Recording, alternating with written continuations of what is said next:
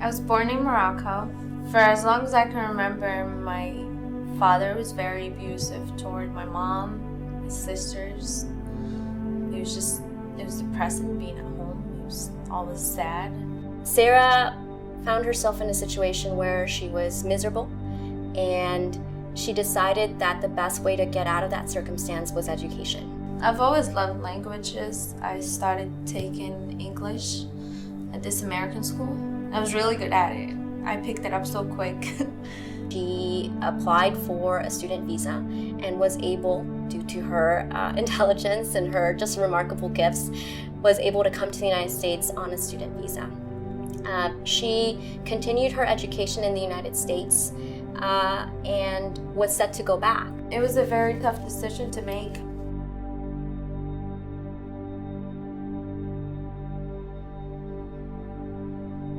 She decided not to go back.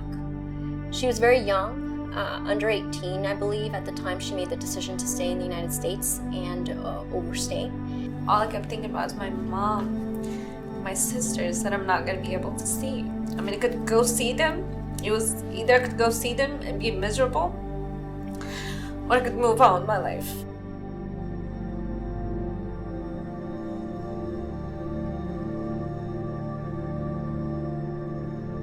Unfortunately, some of the people that she came into contact were willing to help her, but under dubious circumstances and dubious pretexts, and she found herself quickly as a beautiful, smart woman in an abusive relationship. When she left that abusive relationship, things did not get better. She found some shelter and assurance through a group of friends that led her astray and also used her in a situation where she was convicted of identity theft offense. She was quickly referred to immigration for deportation proceedings.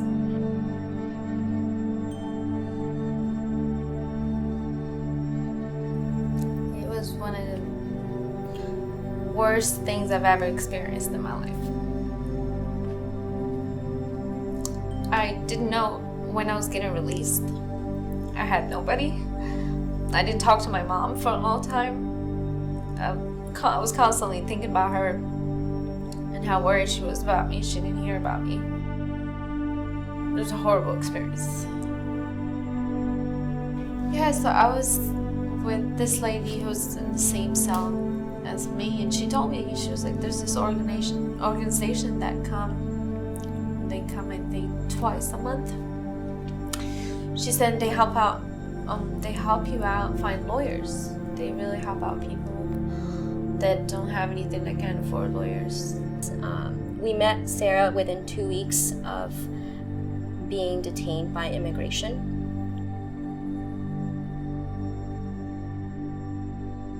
I didn't know anything. I was just telling her my story.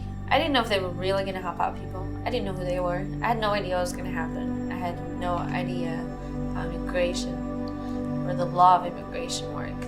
She was like, tell me your story. And I was just telling her what was going on. I didn't even know an asylum existed to my country.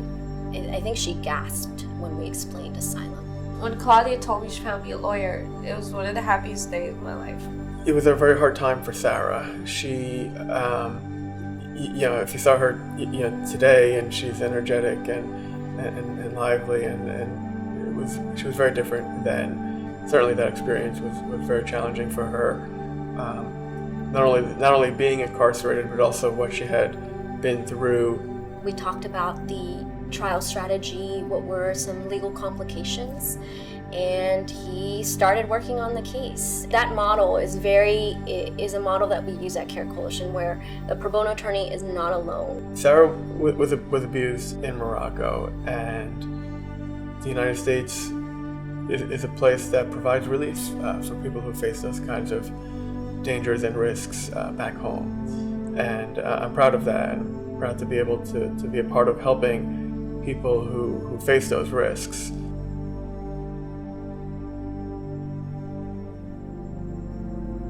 And ultimately, I think the immigration attorney for the government was convinced that what Sarah did and what Sarah went through here really did not represent who she is and who she was. And I sat there, then they broke the news to me. The judge, they asked me a few questions. I thought the prosecutors, that's all you know about prosecutors, they're really mean. I thought she was going to be very mean and ask me a lot of questions. She was actually very nice. Asked me very few questions and turned it to the judge. And then the judge approved my asylum. It's hard to compare that feeling of being able to help somebody in that way. She was elated, we were elated, and we saw in Sarah that there was more, and that these things that she had done wasn't who she is, and we knew that she could be so much more and wanted to be so much more, and it just felt great to be able to give her that, and give her the opportunity to do that, and to see today that she's fulfilling that dream. I have a lot of potentials, and I knew that nothing could stop me right now. Not my father, not a government, nobody. Not immigration. I don't have to be scared from anybody. I could just be a normal person. I could live life finally like a normal person.